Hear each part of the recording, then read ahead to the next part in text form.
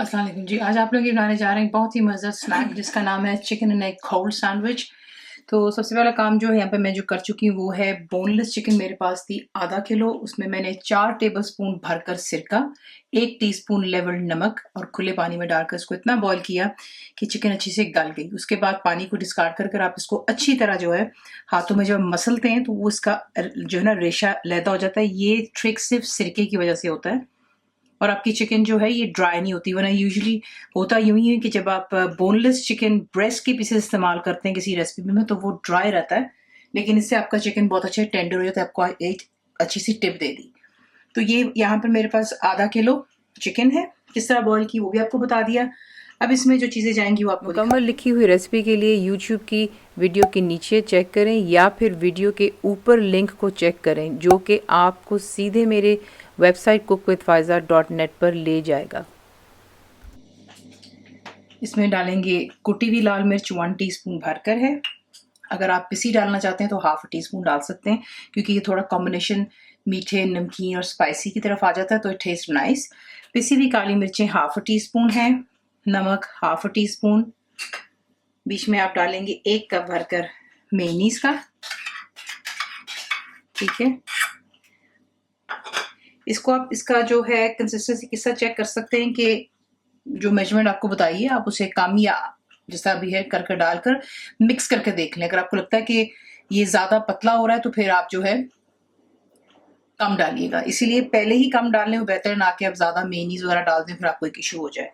और फिर इसमें आप डालते हैं टमाटो केचप, ये भी मेरे पास 1 कप है, ठीक है। तमाम चीज़ों को डालते हैं, अच्छी तरह इसको मिक्स करते हैं। तो ये देख लें ये मिक्सचर हमारा तैयार हो गया, ठीक है। और ये बना करके आप फ्रिज में रख सकते हैं आसानी से 5-6 दिनों के लिए। और जब आपका दिल चाहे इसको निकालें, फ्रेश ब्रेड पे डालें, टोस्टेड ब्रेड पे डालें, क्रॉसॉन में डालें, आपकी अपनी चॉइस है, इसको एंजॉय कर सकते हैं। बीच में आप स्वीट कॉर्न भी डाल सकते हो, ब्लैक ऑलिव्स डाल लो, ये कि काफ़ी इसमें वेरिएशन आप कर सकते हो सब्जी के तौर पर भी, ठीक है।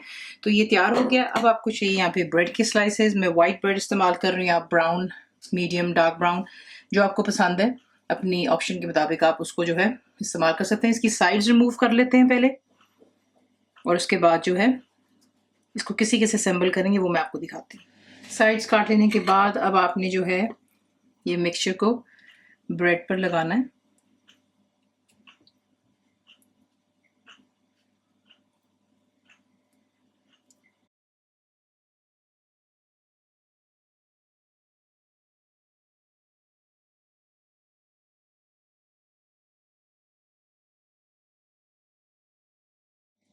उसके बाद जो सैंडविच है उसके ऊपर आप लेटस लगाते हो, इसी के से श्रेड करके डालिएगा। तो ये लेटस चली गई, इस पर अंडे लगा लें, बॉइल्ड एग्स, कम ज़्यादा वो आप खुद कर सकते हैं। बड़ी स्लाइस जो होती है ब्रेड की तो उसमें तकरीबन आधे से ज़्यादा अंडा लग जाता है, ठीक है ना। तो इसी के से आप इस पर अंडे की स्लाइसेस लगाते हैं, चीज़ स्लाइसेस लगाइएगा और ये जो दूसरा ब्रेड का स्लाइस इसमें हमने स्प्रेड लगाया था उसके साथ आप इसको कवर करते हैं, हल्का सा प्रेस डाउन करेंगे ताकि तमाम चीज़ें जो है अच्छे से स्टिक हो जाएं और इन्हें फिर हम करते हैं डिश आउट।